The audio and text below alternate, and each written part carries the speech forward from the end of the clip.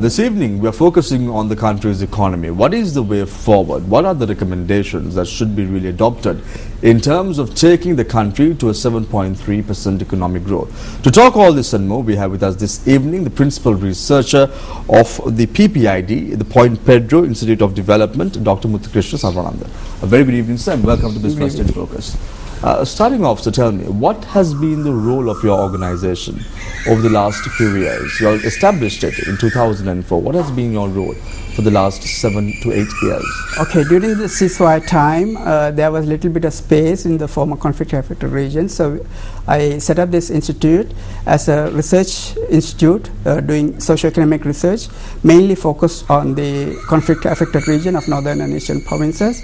But we also undertake research nationally as well as regionally, South Asia-wide, sometimes with some international collaboration. So main work has been doing field survey-based or desk-based research for multilateral or bilateral donors or INGOs. Occasionally, we also do project evaluations for various donor agencies, and we also do needs assessment, post-conflict needs assessment, post-tsunami needs assessment kind of things. So this has been our output over the last 8 years almost. Taking a look at the last 3 years alone following the end of the conflict, many thought that there would be an inflow of FDIs rapidly. However, that did not happen that way. Your organization has been really monitoring the situation from 2004. Tell me, what do you see as a reason behind this, Doctor? Okay, foreign direct investment is a very competitive market globally, and partly also to do with the global downturn in the global economy since 2008. So it's not entirely due to the domestic inadequacy of domestic policy framework, but also partly to do with capital crunch in the global capital market throughout the world. So that also is reflected in lower foreign direct investment, what we expected or what we thought we would get.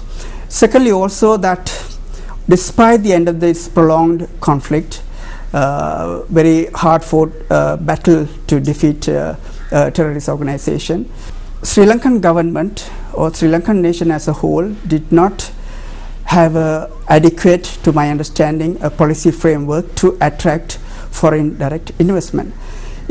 Political stability is not the only prerequisite for attracting foreign direct investment.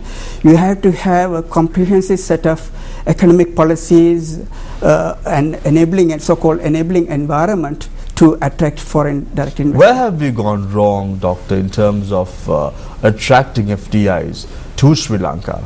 Okay, this is also partly economic and partly political. As you know, as all Sri Lankans know, that despite the end of the conflict, there is still controversy of the last stages of the war. What happened, whether the international laws of armed conflict have been followed, etc., etc. Because of that, international relations of our regime vis-a-vis the developed world, mainly the Western world, has been not that good so far. That has also played negatively, giving negative signs to potential foreign direct investors from overseas. This is an ongoing issue. You may know that Sri Lankan government is continuously struggling to repair its damaged so-called reputation among the international community. In the policy arena itself, in the economic policy arena itself, to best of my understanding, I don't think Sri Lankan government, since the end of the war, even just prior to the end of the war, had a long-term vision how best to develop or take forward the Sri Lankan economy in a post-war environment.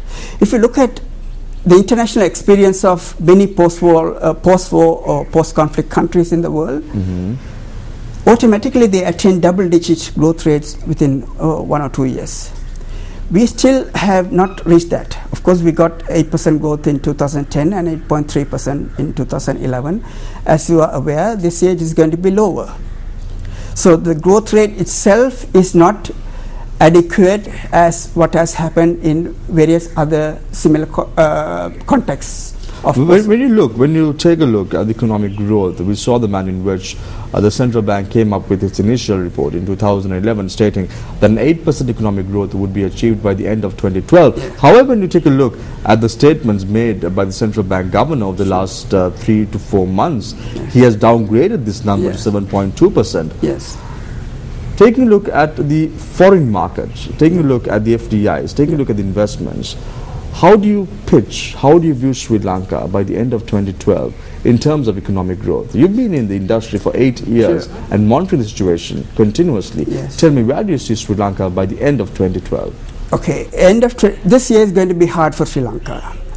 Partly because of factors which are beyond our reach, the European Eurozone crisis, American economy is not doing that well, that's a major market for us, and also the election year for them. In addition to those external and also there's an issue of sanctions on Iran, which is affecting Sri Lanka as well, because the major source of petroleum, crude oil, comes from Iran to Sri Lanka.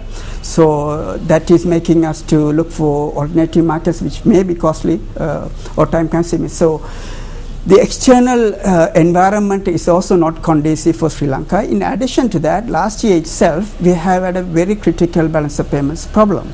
If you look at the data, since independence we are the largest, since 1950, if you look at the data, last year we had the highest deficit in the overall balance of payments. Usually whatever the deficit, trade deficit or the current account deficit in the balance of payments is offset by the capital account of the balance of payments. Last year it was unusual in the sense that we had over 1 billion of deficit in the overall balance of payments. It's a very critical, it's almost 7 point some percentage of the GDP. So since then things have been looking pretty fragile, so to speak. So I do not, to be honest, see much progress during the course of this year. 2012, by the end of 2012, yes. What would be the economic growth that Sri Lanka would have achieved? Okay, I would pitch it at something between 6 and 6.5%, not beyond 6. I wouldn't bet on any percentage beyond 6.5% for the annual year 2012. We're now going for a short commercial break. When we come back, we'll speak to Dr. Muthukrishna Sarvarandan, who is a principal researcher of PPID.